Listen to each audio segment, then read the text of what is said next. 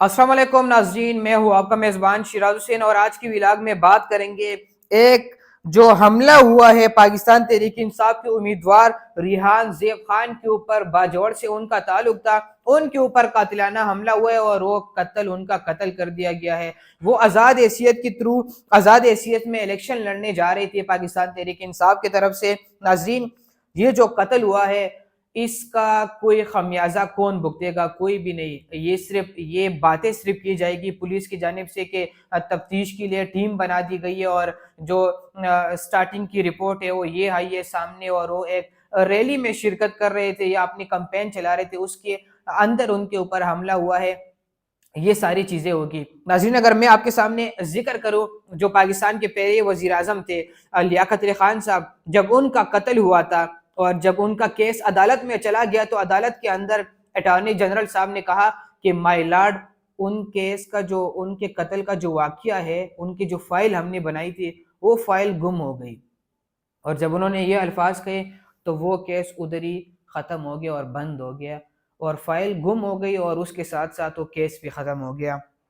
तो ये पाकिस्तान के जो पहले वजीर आज़म थे उनको इस तरह का इंसाफ मिला था। अगर उनको टाइमली इंसाफ मिल जाता और उनके लोगों को गिरफ्तार कर दिया जाता जिन लोगों ने उनको कत्ल करवाया था और जिसने उनको कत्ल किया था, तो आज कभी पाकिस्तान के अंदर ऐसे हालात ना होते। जो रियान ज़ेब खान है, उनका ताल्लुक एक गरीब घराने से था। वो एक गरीब अवाम की, एक गरीब लोगों की आवाज़ बनने की कोशिश कर रहा था, तो उनको दबाया गया। और ये उन माफिया की जीत है जिनके सामने रिहान ज़ेब खान जो है वो खड़ा होने की कोशिश कर रहा था, तो उनका अंजाम कुछ इस तरह हुआ। अब उसके ऊपर क्या होगा? जीआईटी जल्दी जल्दी बना देंगे और इंक्वायरियाँ शुरू कर देंगे, फिर वक्त के साथ साथ ये कहानी भी ख़त्म हो जाएगी, हर बंदा भूल जाएगा। और पाकिस्तान के जो अदालतों का जो रैंकिंग में ट्रांसपेरेंसी इंटरनेशनल की जो रिपोर्ट्स आती है उनके अंदर ये तकरीबन 130 नंबर से ऊपर के रैंकिंग पर है। तो ये पाकिस्तान की अदालती निज़ाम कुछ इस तरह है। प्रोग्राम में ज़रूरी मैंने समझा कि इसके ऊपर बात करें सबसे पहले कि एक नौजवान था, वो बिल्कुल यंग था, इनर्जेटिक था, और उनके साथ कुछ इस तरह का वाकया आज ही पेश आया है। प्रोग्राम में बात करेंगे कि जो बानी पीटीआई इमरान खान साहब और बुशरा बीबी को 14 साल कैद की सजा जो है वो सुना दी गई है। तो शाखाना केस के अंदर खान साहब 10 साल के लिए नाअहल भी उनको कर दिया गया है। जज मोहम्मद बशीर की अदालत ने यह फैसला सुनाया, एहतिसाब अदालत ने, और मजमूई तौर पर 1 अरब 57 करोड़ 40 लाख का जो जुर्माना है उनके ऊपर आयद कर दिया गया है। जज ने खान साहब और जज के दरमियान क्या मुकालिमा हुआ उस हवाले से भी बात करेंगे। जब खान साहब आज अदालत के अंदर आ गए तो जज मोहम्मद बशीर ने सवाल किया कि खान साहब, 342 का जो बयान आपने रिकॉर्ड करवाया था वो कहाँ पर है? खान साहब ने जवाब दिया कि वो मेरे सेल में पड़ा हुआ है और मैं तो सिर्फ हाजिरी लगवाने के लिए आया हूँ। मुझे ये कहा गया है कि आपकी सिर्फ हाजिरी लगनी है, तो आप ये किस तरह की बात कर रहे हो? और मैं 342 का जो बयान मैंने रिकॉर्ड करवाया है, जब मेरे वकील आएंगे तो उनके साथ मैं डिस्कस करके उसके बाद उनको दूंगा, वो आपके सामने वो बयान में रख दूंगा। फिर उसके बाद जिसके ऊपर उन्होंने कहा कि वो बयान आप हमें दे दे, उन्होंने नहीं दिया। खान साहब अदालत से चले गए और उन्होंने कहा कि मेरे साथ धोखा हुआ है। मुझे जब लाया जा रहा था, सेल से जो बंदा लेके आते हैं जो साथ सिक्योरिटी पर मामूर होता है, वो जब लेके आते हैं तो खान साहब ने कहा कि मुझे तो कहा गया कि आपकी सिर्फ हाजिरी है, मैं तो सिर्फ हाजिरी लगवाने के लिए आया हूँ। उसके बाद खान साहब जो है वो अदालत से निकल गए और उनके गैर मौजूदगी में जो है उनको 14 साल कैद की सज़ा, बुशरा बीबी को भी, उनकी अहलिया को भी और खान साहब को सज़ा सुना दी गई है। और खान साहब जो है वो साइफर केस के अंदर तो उनको कल 10-10 साल कैद की सज़ा सुनाई गई थी, शाह महमूद कुरैशी और जनाब इमरान खान साहब को, और आज एक दफ़ा फिर उनको 14 साल जो कैद की सज़ा है वो सुना दी गई है। और खान साहब जो है 10 साल के लिए नाअहल भी हो चुके हैं। इसके अगर हम बात करें तो इसमें कानूनी पहलू तो यही होगा कि ये केस अब जाएगा इस्लामाबाद हाई कोर्ट, और जब ये हाई कोर्ट जाएगा तो सीरियन जो सीनियर कानूनदान है एहतिजाज एहसन और जो बाकी दीगर लोग गुफ्तगू करते हैं कि ये साइफर और तोशाखाना के जो दोनों फैसले हैं ये वहां से उड़ जाएंगे। नाजरीन, इसी केस को सामने रखते हुए अलीमा खान ने अडियाला जेल के बाहर मीडिया से गुफ्तगू की और उन्होंने मीडिया से गुफ्तगू करते हुए कहा कि हमें वकील, जो हमारे वकला है, वकला ने क्यों नहीं देखा कि हमें वो इंसाफ दिला सकेंगे या नहीं, वकला हमें जवाब दे। हमारे वकला ने कहा था बार काउंसिल्स और एसोसिएशन हमारे साथ खड़ी होगी, किधर है वो? उन्होंने जवाब भी मांगा वकला की, वकला हमें जवाब दे। इमरान खान ने पूरी सिस्टम को एक्सपोज कर दिया, लेकिन कोई हमारे लिए बोल नहीं रहा, सारे इलेक्शन कैंपेन में मसरूफ है।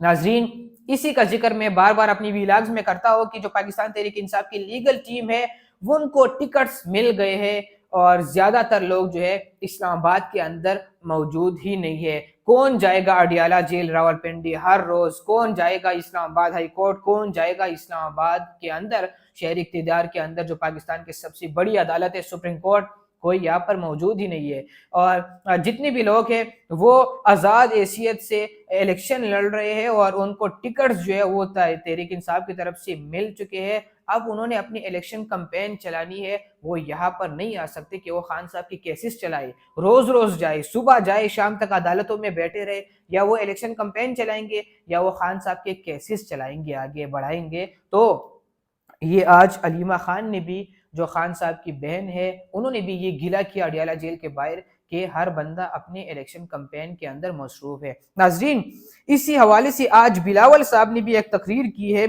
और बिलावल साहब ने कहा है कि जब हम इक्तिदार में आएंगे तो तमाम सियासी कैदियों को रिहा कर दूंगा। यानी उनका जो इशारा है वो तहरीक इंसाफ की तरफ है कि उन सबको मैं रिहा कर दूंगा। और वो एक तरह से जो है वो वोट बैंक बढ़ाने की कोशिश कर रहे कि जितनी भी आज़ाद उम्मीदवार को अगर कोई बंदा वोट देते तो वो तीर के ऊपर टप्पा लगाए, मोहर लगाए, हमारी हुकूमत आने दे, सबको मैं रिहा कर दूंगा। और उन्होंने इसका भी जिक्र किया है कि खान साहब को जो सजा सुनाई गई है उनके ऊपर तो पाकिस्तान पीपल्स पार्टी जश्न नहीं मना सकती, लेकिन ये उनके वकीलों की वजह से उनके साथ हुआ है। और खान साहब के वकील के बारे में हर बंदा बात करते हैं और ये बात बनती भी है। उसकी वजह ये है कि खान साहब को जब उनसे मुलाकात करते थे हर बंदा अलग स्टेटमेंट लेके अदालत से निकलता था, अडियाला जेल से, कि खान ने ये कहा, दूसरा निकलता था खान ने ये कहा, तीसरा निकलता था खान ने ये कहा। तो बिलावल ने भी और अलीमा खान ने भी आज ये जिक्र किया है कि ये सब जो है ये वकीलों की वजह से हुआ है और वकीलों की तरफ उनका इशारा था। बिलावल साहब ने अपनी तकरीर में मलकन के अंदर वो जलसे से खिताब कर रहे थे और वहाँ पर उन्होंने कहा मौलाना साहब के बारे में, मौलाना फजलुर रहमान के बारे में, और उन्होंने कहा कि वो चाहते हैं कि आप किताब के ऊपर मोहर लगाए और जन्नत चले जाए सीधा। तो उन्होंने आज मौलाना साहब को भी टारगेट किया है।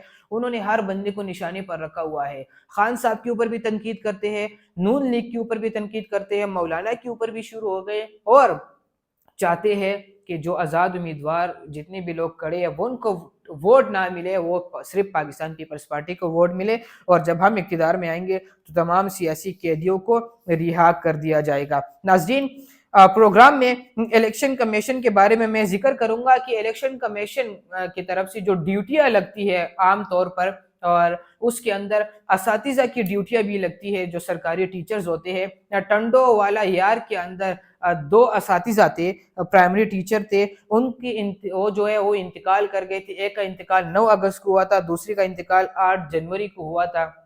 इलेक्शन कमीशन ने उनकी भी ड्यूटियां लगवा दी वहाँ पर और उनकी ड्यूटियां भी जारी कर दी जो इस दुनिया में है ही नहीं। तो इलेक्शन कमीशन के ये कारनामे भी है और जो सरकारी स्कूल की तरफ से इलेक्शन कमीशन को ये बताया भी गया था कि ये जो 2 असातिज़ा है वो इंतकाल कर चुके हैं और वो इस दुनिया में नहीं रहे अब, तो फिर भी उनकी ड्यूटियां लगवा दी है। तो ये है इलेक्शन कमीशन का काम। अडियाला जेल के ऊपर हमने डिस्कशन की है, जो बाजवल का वाकया हुआ है उसके ऊपर भी किए, बाकी भी हमने डिस्कशन की, बिलावल का भी हमने जिक्र किया। अपने मेज़बान शिराज को दीजिए इजाज़त, अल्लाह ने ग़िबान।